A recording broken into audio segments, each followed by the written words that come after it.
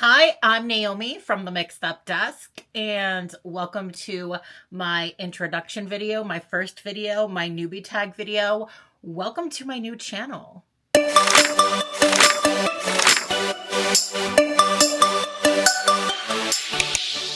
Okay, before we get started, we're gonna have to address it. Yep, that's right. Let's get it out of the way. I know that you can see behind me, these are my books. And I told myself I was only going to start a YouTube if I could be my most authentic self. And my most authentic self is a mess. I'm a little disorganized. This bookshelf is a reflection of my mental health. I hope that it's charming. I hope I'm charming my way into your life, because it's not gonna get much neater than this, and if it does, it'll be that way for 3 hours and then we'll be looking like this again. So hi. So I am new to YouTube, but I'm not new to social media. I've been around on TikTok and Instagram at From the Mixed Up Desk. I am also a publisher with Bindery Books. My imprint is Boozhoo Books, and we are currently looking for our first book to publish, which is the most wildest thing. And I never thought I would be saying that, but I am so freaking excited about it. So why did I start this YouTube channel, this Booktube channel? I don't know, because I am losing it.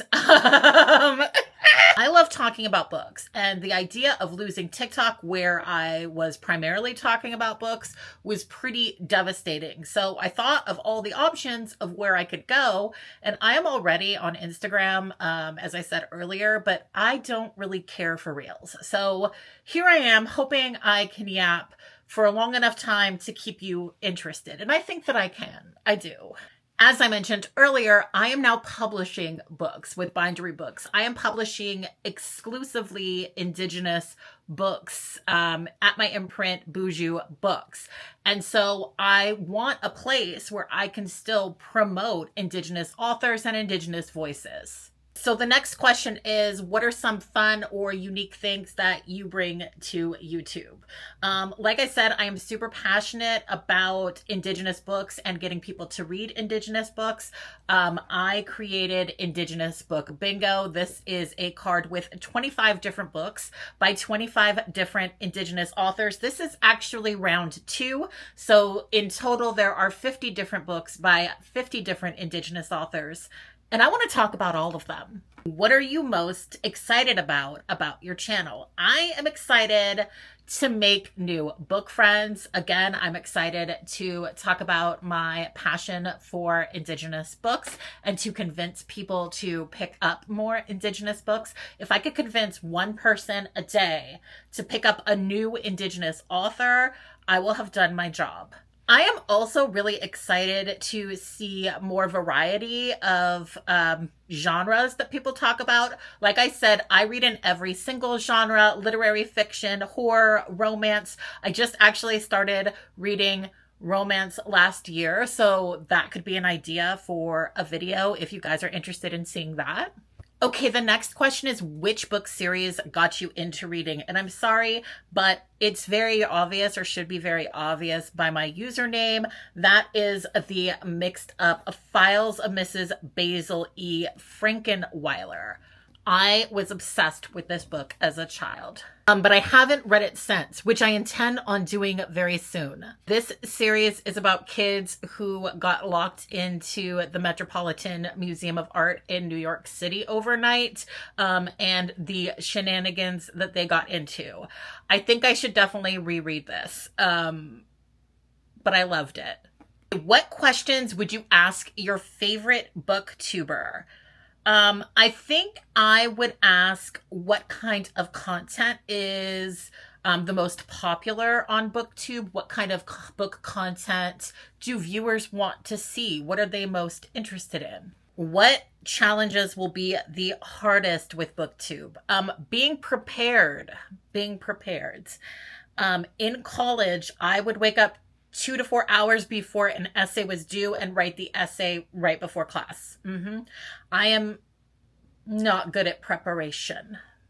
Okay, what is the book that you tell everyone is your favorite? As someone who reads in all genres, this is a very, very hard question to answer, because I feel like I have 50 different answers and my answer could be different for each genre on a different day.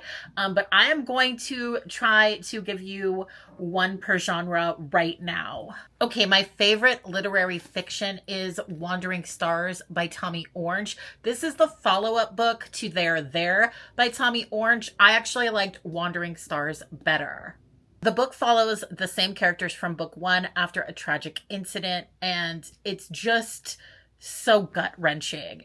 And at the same time, heartwarming. It is really a book that is hard to read, but also hard to put down.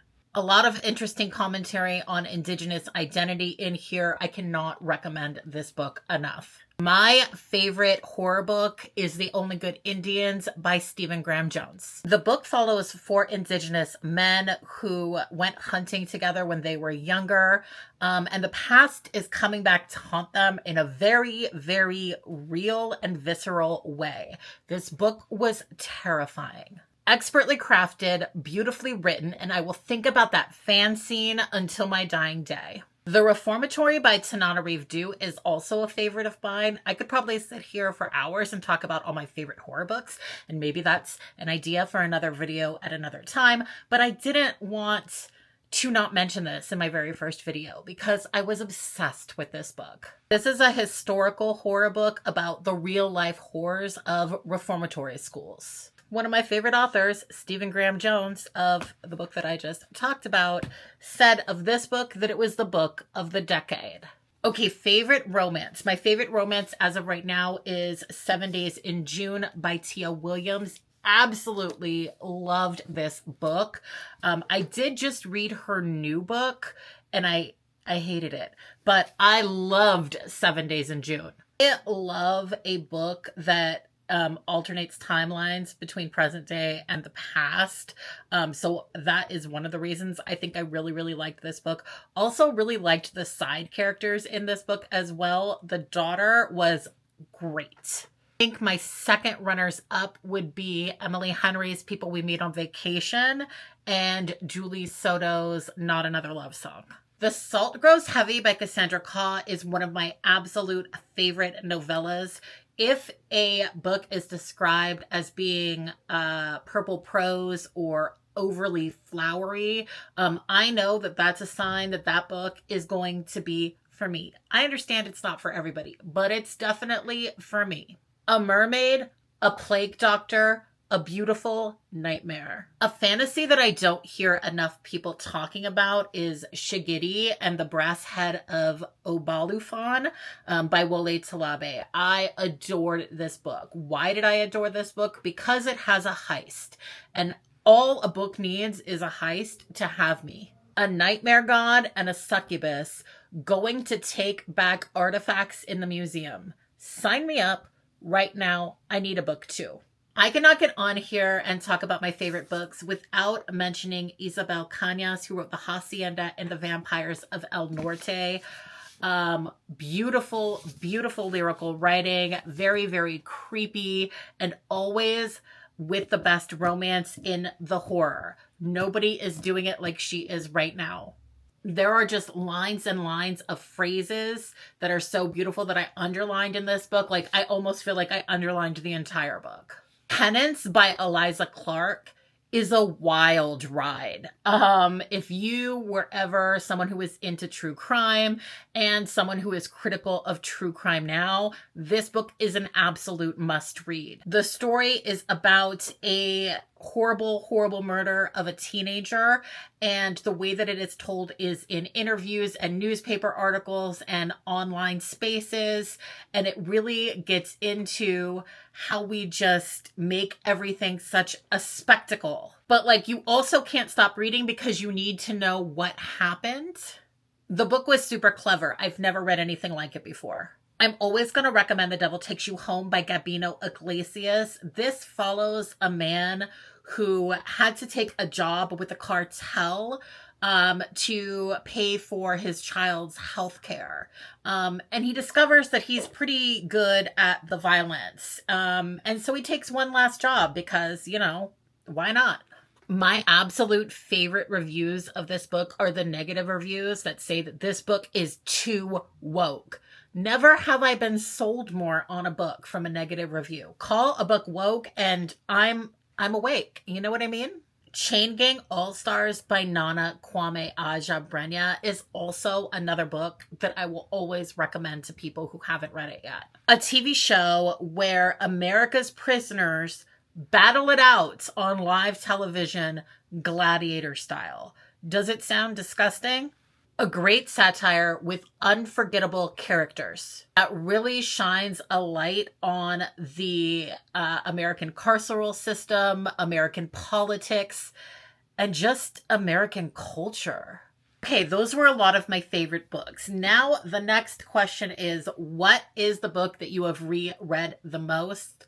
I'm probably going to be really, really boring and give an answer that a lot of people give, but for me, it is Pride and Prejudice. I was an English major. I read this book multiple times for school. I also really love it, so I read it every other year or so. What is a book that everybody loved and you didn't? Okay, horror friends, I'm going to break your heart here. I hated American Rapture from the bottom of my soul. From the bottom of my soul. I hated that book. I hated it so much. There were definitely a couple of things that I did like about it. So it still got maybe more than 1 star, but I passionately disliked that book. I did. What is a book that delivered on the hype? Okay. I am going to say, as a new romance reader, that all of Emily Henry's books delivered. I get it. I truly get it. I liked every single one of her books, loved some of them. So I absolutely see why everyone is obsessed with this woman. Okay, what is a book that you believe deserves more hype? I'm going to go with The Art Thieves by Andrea L. Rogers. This is perfect for fans of Octavia Butler and dystopian. I'm not going to edit that out because what did I say? My true, authentic self. This book was my book club, Good Day to Read Indigenous. It's a book club in my Discord. You are welcome to join. This was our pick for this month. And whoa.